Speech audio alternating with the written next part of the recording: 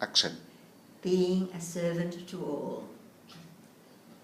The melody performed by the choir that was made up of Jesus and the 12 is very often out of tune.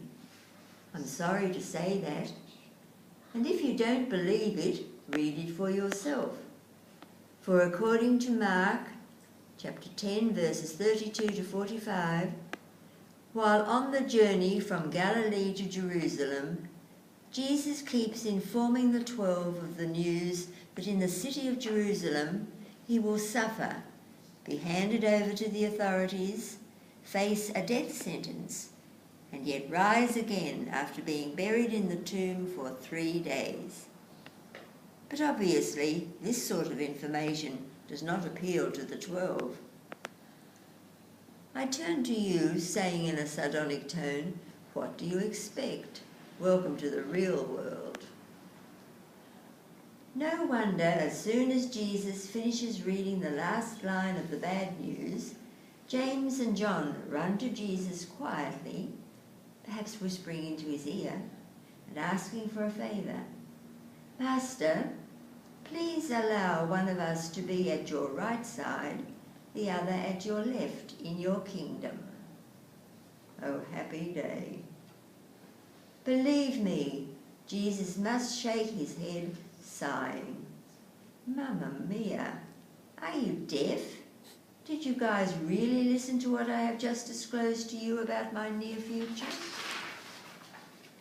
The out-of-tune story does not end here, for the other 10, hearing the content of the favour that the 2 brothers have just pleaded with for Jesus, they feel vexed, annoyed and indignant at these 2 guys.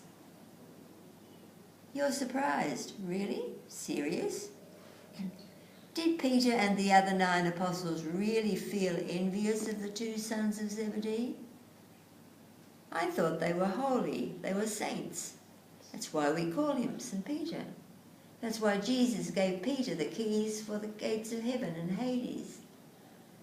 Yes, young man, I am deadly serious.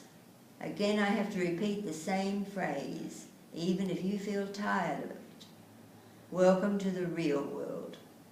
Don't ever forget that our beloved Peter, the first Pope of the Church, had denied Jesus not only once, but 3 times in front of the insignificant people.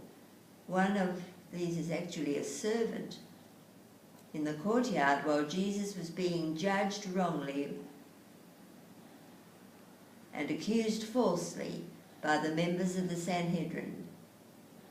And in the Garden of Olives, all the beloved disciples, including James and John, quickly deserted their master, the one whom once they earnestly pleaded with for the 2 significant chairs in his kingdom. Oh, happy day when Jesus washed away my sins. Sensing the unpleasant feeling among the 12, Jesus finally calls his disciples to him, saying in very plain Aramaic, "You guys, come here, all of you. I have something very important to tell you. Come, come. Are you all here? All right. You know what? The leaders of this world make their authority known. No doubt about this. But read my lips, this will never happen to you.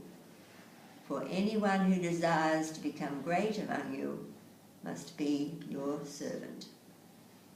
Well, do I have a choice in the matter?